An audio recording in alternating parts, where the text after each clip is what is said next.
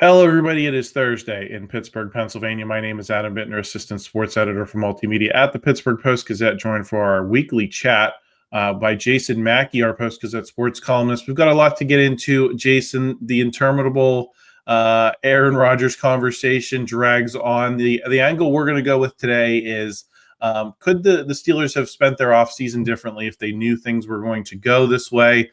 What were the alternatives to the decisions they ultimately made? In other places, could they've spent a little bit more money in some different places to set themselves up for a little bit more longer-term success than just the one-year window we've been talking about with Aaron Rodgers for months at this point? We're also going to get into the college football playoff expansion conversation that's been raging this week with the SEC's coaches, athletic directors meeting down in Florida. We're also going to get into the Pirates in our third segment, airing on our Pirates YouTube channel. If you haven't already subscribed over there, head over there. We're going to talk about Don Kelly. Is he making a real difference as the manager compared to Derek Shelton, or are the Pirates just enjoying some positive regression that maybe they were due for? We're going to talk a little bit about the young pitchers. So a lot to get into this week, Jason. First, I want to thank our sponsor for this episode of the podcast. It's Edgar Snyder and Associates. Law firms come and go, but what law firm has been here in Western Pennsylvania fighting for injury victims for more than 40 years? It's Edgar Snyder and Associates. What firm has a staff of over 130 people who live and work here? It's Edgar Snyder and Associates. Law firms come and go, but Edgar Snyder and Associates is a name you can always trust. So remember, there's never a fee unless they get money for you. If you've been hurt in an accident, call them at 1-800-94-EDGAR or visit edgarsnyder.com. They're available 24/7. Okay, Jason, let's get into it here with the Steelers and OTAs. I think my problem with Aaron Rodgers from the start has been that you're allocating a lot of money toward him, whether he signed in March or whether he signs in June or whatever he decides to join this team. The Steelers have set aside a lot of resources to a guy who doesn't really have much of a future here. And they are a team that has needs at other positions that we spend a lot of time talking about. The further this drags on, does that highlight the way that they've spent their money this offseason, the way they've invested in this guy and put their eggs in his basket for you? Yeah, I mean, I don't like it financially. My bigger concern, Adam, honestly, is what it means to everybody else. Having been at OTAs the past couple of days, like there's just a weird, awkward feel around the team, like an incomplete feel. And that's for us. I can't imagine what those guys practicing feel. It can't be enjoyable.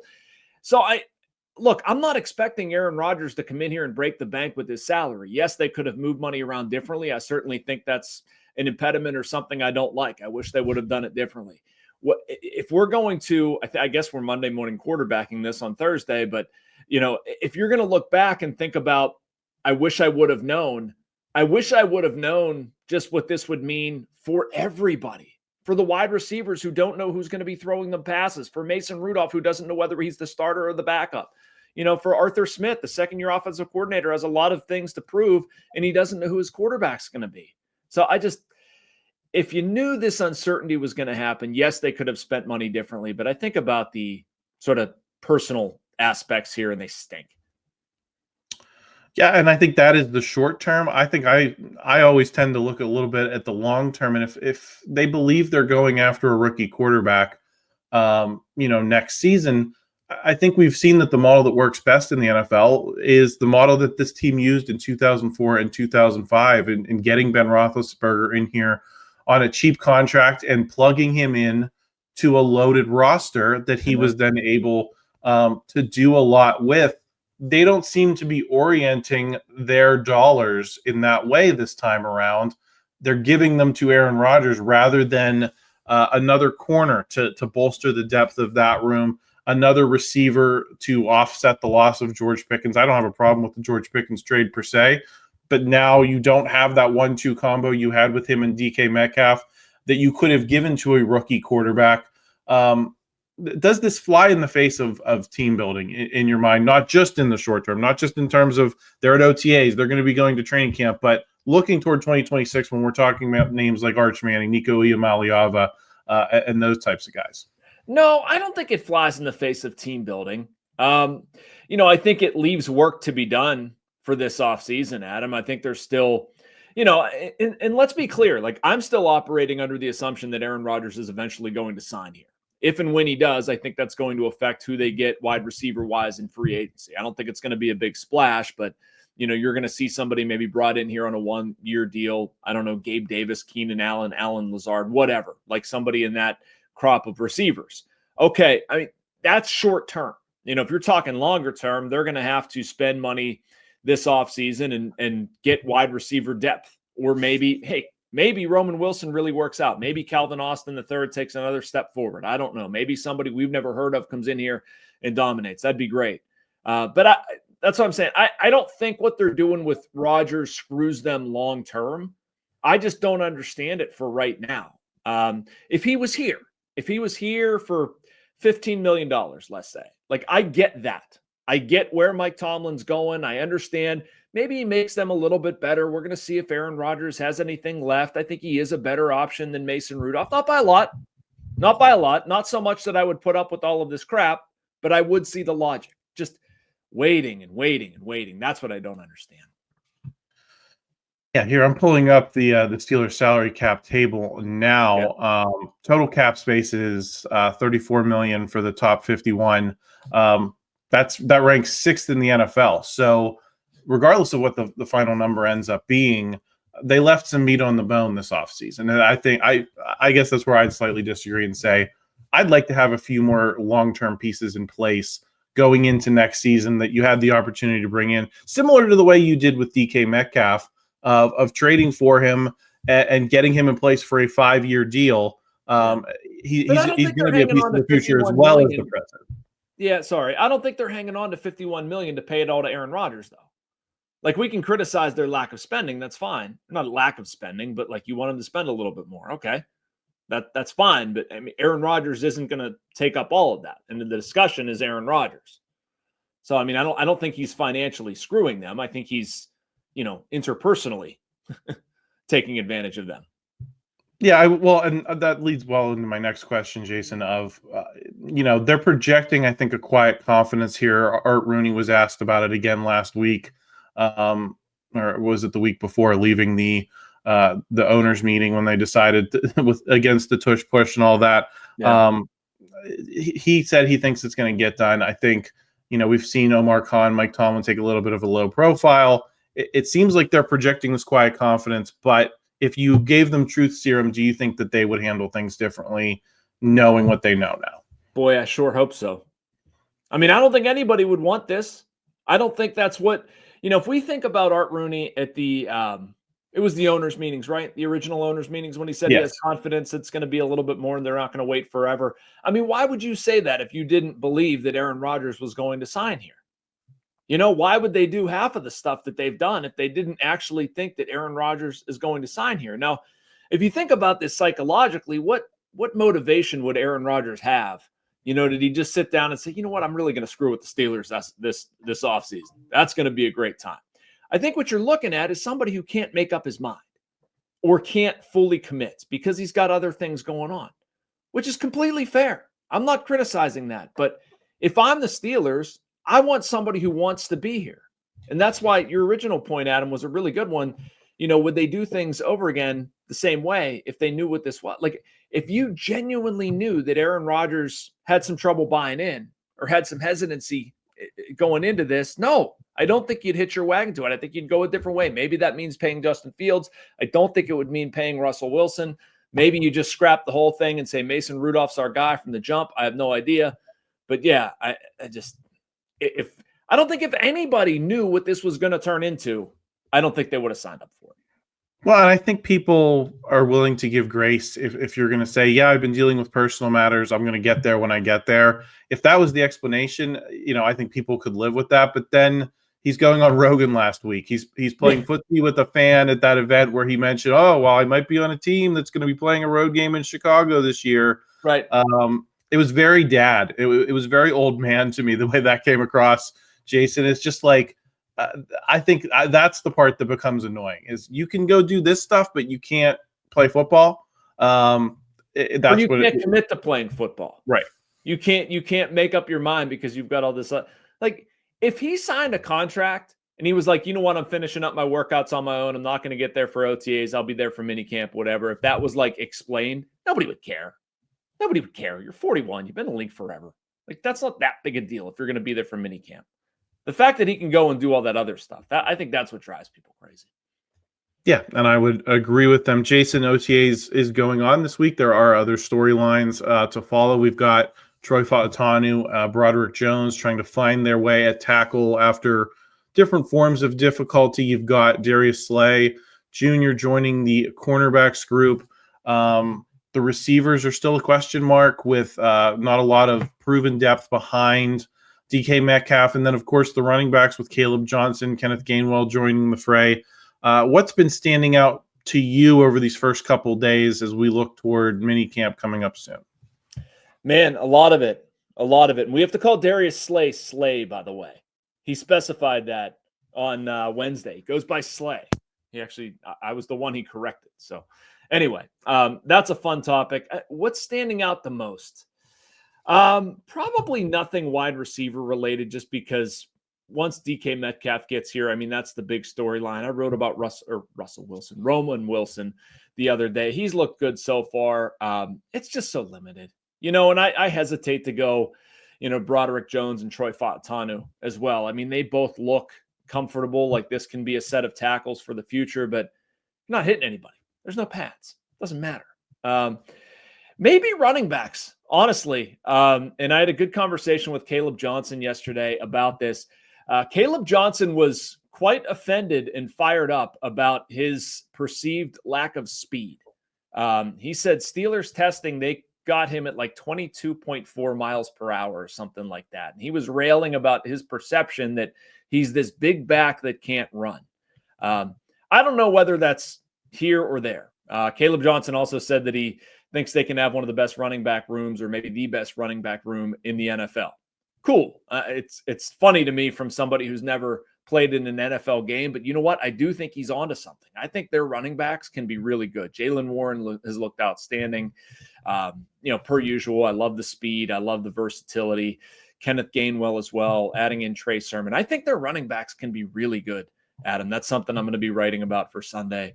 There's a cool relationship developing with Joey Porter Jr. and Darius Slay. Slay. TJ Watt not being there, that's something. Derek Harmon and Cam Hayward spending a lot of time together. Keanu Benton really moving around a lot as well. It's going to be interesting if they bump him out to the 3 technique. But I've been over there the past couple of days. A lot of fun stuff. Jason, I ran a 4.2 the other day, right out on the street here. Was that a 10 or a 20? It was the 40. It was the 40 yard. I ran a 4.2. I think people have been underestimating my speed as well.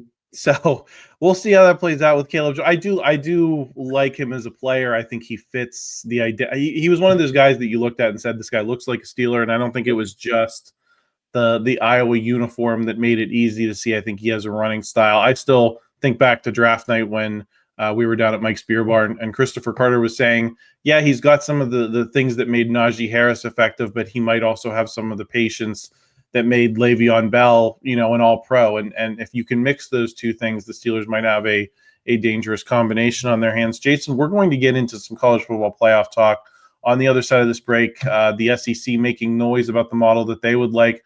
How should Pitt and the ACC plus Penn State and the Big Ten respond to that? Might touch on a little bit of Penguins coaching search as well. So stay tuned for that on the other side. Before we get there, we want to thank another sponsor. It's UFC Gym. Looking for a way to challenge your body and sharpen your mind? Step into something more than just a workout. Welcome to the new Brazilian Jiu-Jitsu Academy at UFC Gym.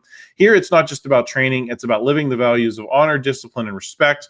Whether you're a total beginner or leveling up your skills, you'll be guided through a structured program led by a third-degree black belt that builds confidence, strength, flexibility, and real technique. Head down to UFC Gym at the Waterfront or Market Square to learn more about their exclusive 3-month introductory package. We also want to thank our friends down in Bradenton, Florida. Embrace the laid-back charm of island life while sinking your toes in the sand and discovering real, authentic Florida in the Bradenton area. Unspoiled beauty and pristine beaches, a vibrant waterfront downtown energized by local arts and culture. Fresh, Floridian cuisine with a flourish of rich history. and friendly locals ready to welcome you to this preserved paradise on Florida's Gulf Coast. Plan your visit today at BradentonGulfIslands.com. We are back on the weekly Jason Mackey podcast here on the Post-Gazette Sports Now YouTube channel. Jason, we're going to talk college football playoff here. The SEC is having their spring meetings this week. I think we went into the week expecting that they were going to continue pushing for this 4-4-2-2 1+1 model for an expanded college football playoff, where basically the SEC gets 4 auto bids, the Big Ten gets 4 auto bids, the Big 12 and the ACC get 2 each. Then there's one qualifier from the group of 5, and then maybe one at large that would either be Notre Dame or the highest ranked team otherwise. Now the SEC coaches seem to be pushing their athletic directors in the direction of a 5+11 model, where it's the 5 highest ranked conference champions plus 11 auto bids to be doled out as at larges. I gotta say I don't like that model, Jason. I understand why the 6th place SEC coach might like that model, because that gets South Carolina and Alabama and Ole Miss and all these 9-win teams that really think they had a chance to win the national championship last year in. But I think it significantly devalues the regular season if all you got to do is stay in the top 16. I know. I don't like that, Adam. I don't think it creates the type of drama that people want to see. You want to see a David versus Goliath. I grab my head and it's a real reaction when I hear all these numbers and how complicated they're making this, because that's where I'm at with it. You're overcomplicating. You're overthinking this. The solution here is so simple. What makes the NCAA basketball tournament so exciting? Right? Like the bracket, at least for me, like the bracketology, who gets in, who's seated where, what the paths are. Somebody you don't expect might upset somebody else. You're seeing these unique matchups that aren't necessarily, the 5th place team in a power conference against what you're seeing people sort of out of nowhere. I don't understand why we're not talking about expanding this thing a little bit more, just a little bit more. I'm not talking about taking this thing to like 64 teams. I'm saying if you take it to 16 and come up with a committee to properly seed these teams, taking into account a lot of what you're talking about, also just taking into account logic. If one team is really, let's say you have 2 SEC teams and they're the 2 best teams in the country, you're not going to seed one of them first because they won the conference and then the other 7th because some of weird concoction of whatever that was just described. Like, use some logic there. I understand weighting conference championships. That's totally fine to a degree. I wouldn't be ranking, the Mountain West conference champion over the SEC conference champion, but you know what I'm saying? Have a committee put together, 10 people, something like that, get in a room, hash it out, and let us know in some sort of bracket reveal at 7:00 on a Sunday night what the bracket looks like. It's never going to be perfect. You're never going to, they are searching for perfection here every year. It's not going to happen. Somebody's going to be mad. That's the beauty of it. But I think we're way, way, way overcomplicating it.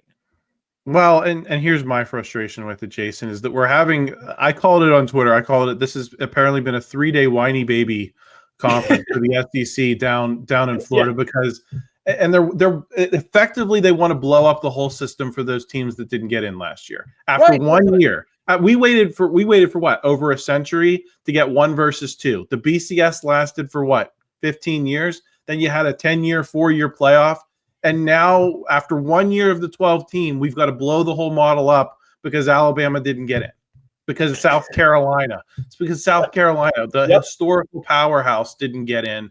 And I think the thing that bothers me most is the rhetorical power of the SEC to define the conversation this way, because they can sit Paul Feinbaum at a desk on the Jacksonville beach, and he can bring in athletic director after athletic director to come in there and whine, blast those clips out there on social media. It was the same way they used the rhetoric, last December when Sean McDonough was editorializing about whether Indiana belonged after its single 1 loss in the playoff field before Tennessee goes and get its doors blown off.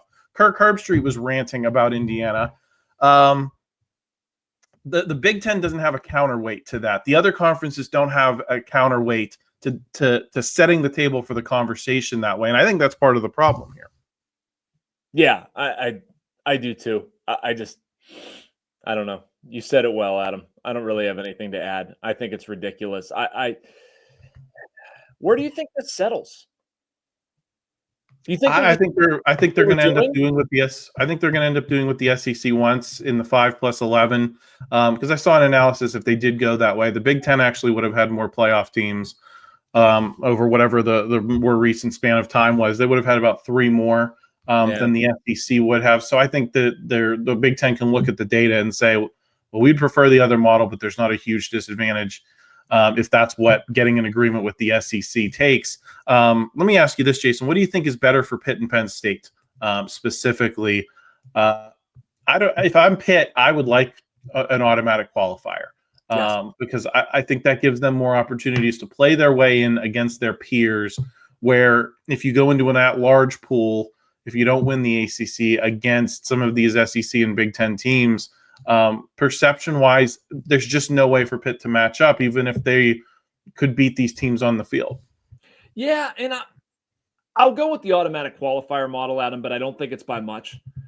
It guarantees a seat at the table, right? That being said, if it was an at-large model, I really don't think that you would have a college football playoff without an ACC representative, or perhaps multiple. So I'm not sure it has a gigantic impact on Pitt. I mean, the status of the ACC or the underdogness of the ACC, I think, is going to hurt Pitt in a lot of these models.